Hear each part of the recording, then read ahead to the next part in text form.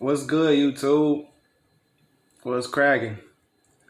As you see, I'm home. I'm back at home. Um, man, last couple of weeks, 2 weeks have been challenging, mind challenging. I've had a lot of shit going on. So to keep y'all updated on, my Western Express or truck driving life, this is what's happened in the last 2 weeks. So if y'all watched my last video, I was out on the road, Western Express. A couple days after that video, um, a couple things had happened. Um, I had asked my DM to have me home last week by Saturday. I was supposed to be in Nashville, Tennessee by Friday so I can catch a flight home to Pensacola, Florida for my son's birthday. And I also have court ordered time with my children that I don't want to miss. It's court order. You don't want to miss that stuff because um, you'll lose your time that you fought for your kids. So I explained that to my DM, and the DM actually act like he understood that and actually like he cared about it. You know what I mean? And so what happened was I've been routed all the way to Minnesota. Did my drop off in Minnesota. Well, actually, it was a pickup in Minnesota. Picked up, tarped, you know, everything was good. It was snowing and like crazy, but everything was good. You know what I mean? And then as soon as I got that load, shit went to hell. As soon as I left that building, man, I realized I only had uh, what was it, like an hour left of my 14-hour DOT. Because when you tarp and shit like that, that takes away from your 14 hours while you're tarping. But I ended up learning the trick, while I was, this all happened. I learned to use personal conveyance, while you're tarping. It won't take away from your 14-hour DOT. So anyway, I'm tarping and I hit the road trying to make it to the next truck stop, to my fuel stop. And my 14-hour DOT is ticking away, and eventually I have no more 14-hour DOT. Well, the problem is I've been routed on a road where it's a 2-lane road and there's a drop off on the right, drop off on the left. So there's nowhere for me to park my truck to either put it in personal conveyance or to just go into sleeper. I can't stop the truck at all. So when I realize I'm running out of time, I call the Western, corporation or DM line or whatever you're supposed to call. The first time I called, I was hung up on. The second time I called, these motherfuckers tried to make it seem like it was my fault that I was running out of time. Which it was not. It's definitely not my fault. You do your drop-offs and pickups like you're supposed to. You've been driving 11 hours a day. When you're in an area where there's no truck stops, ain't nothing you can do. So and the only gas stations is around in the area are actual gas stations, not truck stops. There's nowhere for the truck to park. So they tried to say like it was my fault. The third time I called back, I finally got a little help, but the guy was like, "Hey man, the nighttime DMs or no, the nighttime log people are outside or some shit like that, and they'll be back in an hour." But I'm already driving in violation. My time is ran out. I'm driving in violation. No more time to drive, but I'm driving because that's the only option I have. I can't stop. They're like, yeah, they're outside. They'll be back in an hour. I'm like, outside? It's like 9 o'clock at night. Why are they outside? Like, what do they do? Smoking cigarettes? Like, I don't get what that means. So I call again, and The next time I called, the dude was just like, "Hey man, you gotta do what you gotta do. Just drive while you in violation." You know what I'm saying? That shit just pissed me off. You know what I mean? That I just couldn't get help like I needed it. So eventually, man, about an hour later, I find some truck stops and I park for the night. All right, cool. Boom. Next morning, my time resets. So I think this was Wednesday. It was Wednesday. So now my 14-hour resets. And the next thing that goes bad is now I'm looking at my 70-hour DOT for the week. I'm now at like 2 hours. So now I'm calling again. And so I can let them know, like, yo, I'm almost out of 70-hour DOT.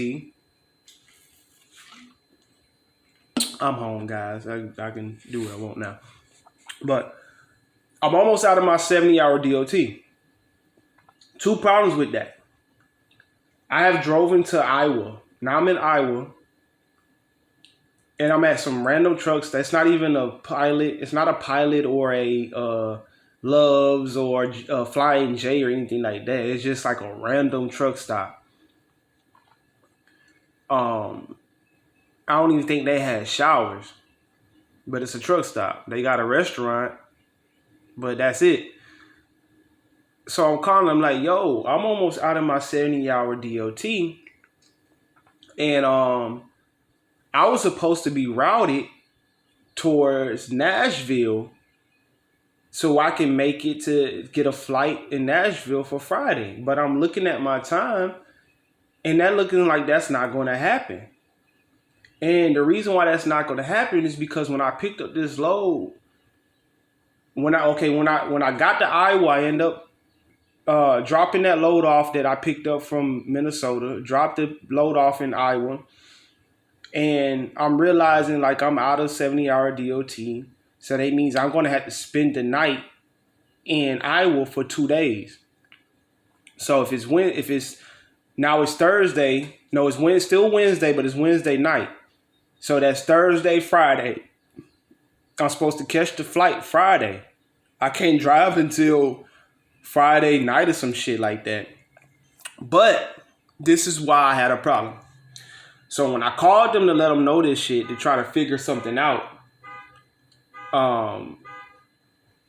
my DM, another person that's kind of like the DM, and Logs all assured me like, yo, okay, after tonight, when you go into sleeper berth tonight, you'll get like 8 hours back on your DOT. I'm like, are y'all sure? Like, are y'all positive? Because if y'all not positive and I'm calling y'all to try to find out how I can get home, and y'all telling me I'm going to have more time and I don't have more time, this is going to be a problem for me. Like, I'm going to be pissed off. So they like, yeah, you're going to get 8 hours back after 12 o'clock tonight. Okay. So I called my homeboy who has his own truck, who's been trucking for, years, man. He knows it. He knows the ins and outs. So I let him know. And he like, yeah, I don't think you get no time back tonight, dog. Like, look at your Qualcomm, and he told me exactly where to look. Because like I say, I'm new, so I don't know exactly where to look. He like, look in the middle of where your time is, and it'll tell you what day you're going to get that time back. He's like, yeah, you get time back, but it depends on how long you've been out of the road. So I didn't get that time back that night. It was going to be the next night that I got that time back. So I got pissed, man, because that means I couldn't move. I wouldn't be able to move until the next day. So that means I had to spend a whole day at a random truck stop that was not a Flying J or anything like that. No TVs or nothing, like no lounge or nothing. Like, I basically had to sit up in my truck the whole time. And here's the other problem. This is the other reason why I did not want to do this. Because I know some of y'all like, what's the big problem, man? Just you have to do that. The reason why I could not do that because I was in Iowa/Minnesota area. My sleeper berth did not work. The AC controls did not come on in the sleeper berth.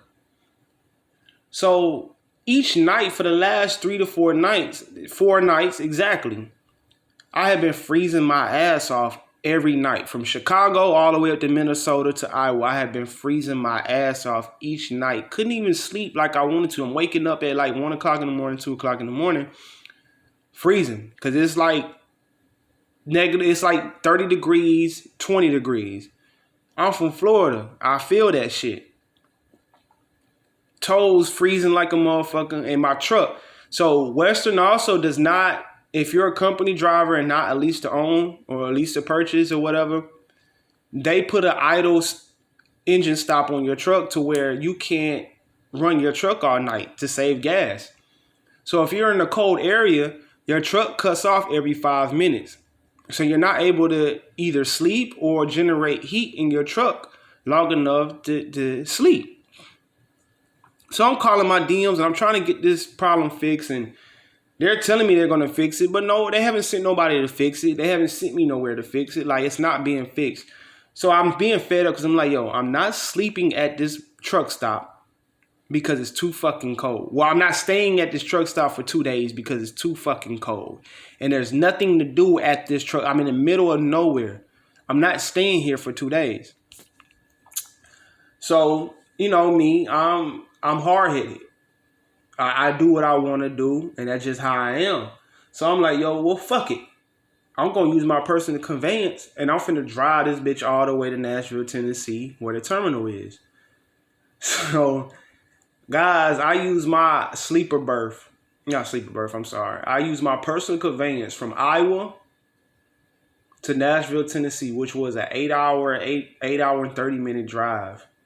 I was in personal conveyance for 8 hours and 30 minutes. Drove that motherfucker straight. And I was just determined, like, I'm not stopping. I'm finna get to this terminal because I'm going home. Because my only options were, which you know you can't do that, you fuck up your whole career, was to leave the fucking truck. I was gonna leave that. I was even thinking about it. I was like, I'll leave this damn truck and just be done with this shit. Because at the end of the day, your kid, your family's more important. Like I say, this is court-ordered time. If my children's mother want to be petty about it, she can just go tell the judge, like, yo, he asked for this time. He ain't even home to get his kids when he said he was going to get them. The next thing you know, I'm in a bind with my kids, with my situation at home. I'm not finna go through that because my children's mother would do some shit like that. So I'm like, I gotta get home. So I drove it all the way to Nashville, Tennessee. So the next morning, you know, I get a call from the DM manager. He's like, yo, are you on the way to Nashville? I am. So he's like, so you're just gonna drive on your own to Nashville? I was like, I don't know what else to do. I told my DM this is when I had to be home. Instead of routing me home, he gave me another route to Pennsylvania to pick up a load. And then he wanted me to drive from Pennsylvania to Nashville. If I did that, I wouldn't have gotten to Tennessee until probably Saturday night, possibly Sunday. I wasn't doing that because I had gave him plenty of time to route me. I have talked to him 3-4 times about this, and he assured me that I was going to be home in time. And he didn't make sure that was going to happen. So he was like, he got mad. He was like, who the fuck do you think you are? I don't know if you know anything about the trucking industry, but you can't do that. Pull the truck over right now so I don't have to charge you for fuel because you've already used like $200 of fuel. You already drove like 200 miles. Pull the truck over right now. Like, pull the truck over and do what? I'm in the middle of nowhere. What? Pull the truck over and do what? Then if I do that and I leave the truck, you're gonna say that I left the truck, and I'm not pulling this truck over. So what I'm gonna do is I quit. Okay, you quit. Go ahead and bring my truck back to Nashville, Tennessee. I'm gonna charge you for $1 per mile for the fuel. So I think the mileage was like 600 miles, 500 something miles, something like that. And he's charging me $1 per mile. All right, cool. I don't give a damn. Whatever. My check will cover. You better hope my check will cover it. Because if it don't, I don't know where you're going to get the rest of that fuel money from. But I didn't care. Like I said, my main objective was getting home because that's what I was supposed to do. So I ended up getting back to Nashville, drove that motherfucker all the way to Nashville, parked the truck in the yard, gave him my keys, ordered my flight, and I was gone. Um, and you know, saying, and I had to, I had other things going on the road as well, which like I tried to explain in one of my other videos, but the sound wasn't working, so I had to delete the video. And it was about having the right mindset while you're out on the road. You know, if you have things going on at home while you're out on the road with your family, your girl, your wife, your kids, all that shit, it's hard for you to stay out on the road like you're supposed to make your money. So at the time, like I said, you already know I had things going on with my kids, and my girl flipped out on me, and me and my girl are like this, and she's never did this before. So if you love your woman like I love mine, I gave a shit. Like it, you know what I'm saying? Like I can't just be out on the road like, oh fuck it, I gotta get to the money. The money's more important, blah blah blah. I know how most guys think. The money is first, and that's not the case with me. You know what I'm saying? My family comes first. My children are hurting, my girl is hurting, my mom, whatever the case is, that's what I'm more concerned about. So when my girl was going through things where it felt like she actually felt like she was finna break up with me, it's like, nah, I gotta get home. I gotta fix this, cause this ain't, nah. And every day that played with my mind, she wasn't answering the phone for me. I'm thinking she cheating on me, y'all. And you just can't be out on the road. If I'm keeping it 100 with y'all, you can't drive this truck in different states and cities and round traffic, and your mind is somewhere else other than on that truck.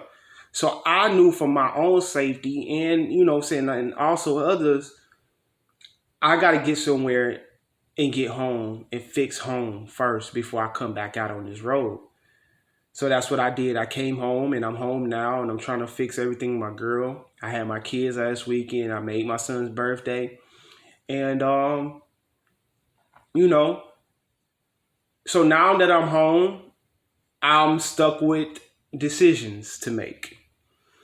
Western did not fire me.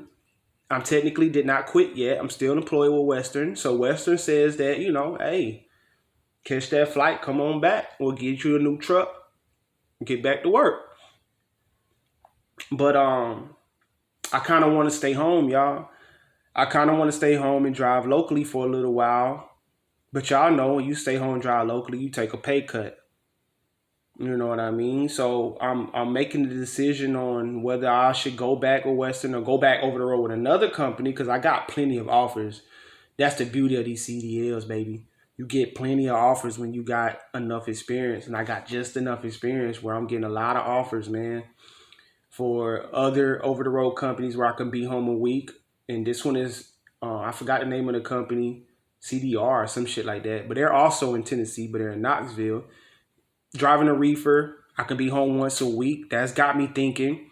There's some companies out here for mixer trucks, the concrete trucks, telling me, with the hours that I'll be working, around 1,400 a week, 1,200 a week. Louis Beer Company, they don't make a lot, but I mean, it's okay for right now to get me through what I'm going through. So I got a lot of options, man. I've had interviews that I didn't even go to because I'm just like, I got so many options. So I'm home now trying to figure it out. And this is my journey, man. I keep it 100 with y'all. This is my journey.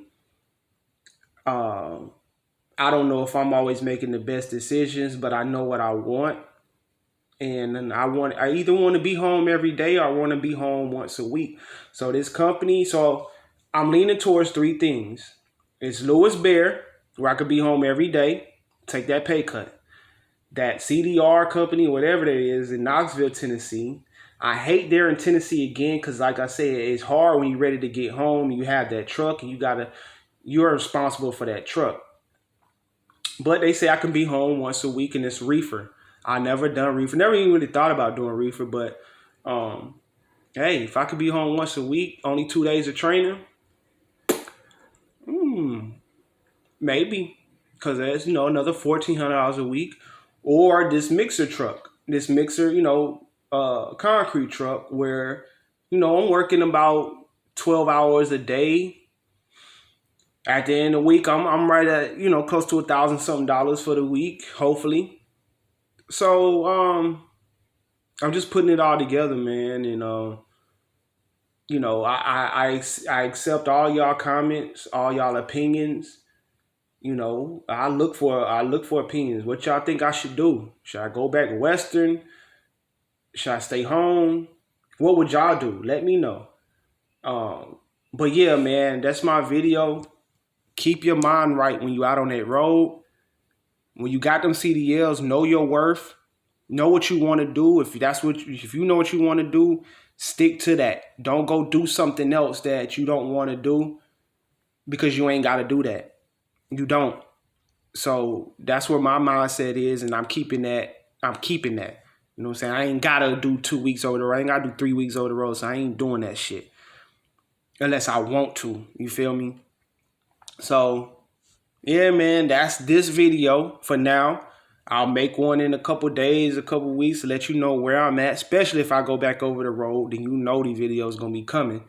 But hey man, I appreciate y'all. Like, subscribe, so I can keep this going. Y'all know the reason why I do this is just to help people that have the same mindset I have, that just confused out here and just trying to find their way in this industry until they find the right place. Especially if you're going through Western, I'll let you know the ins and outs of Western, because Western is a hell of a company that pulls you in all kind of directions with lies and stories. And so I keep it 100, man. And that's what my goal is, to always keep it 100 about this whole industry, about what I go through. Because that's all the story I can tell is what I go through. So yeah, man, appreciate y'all.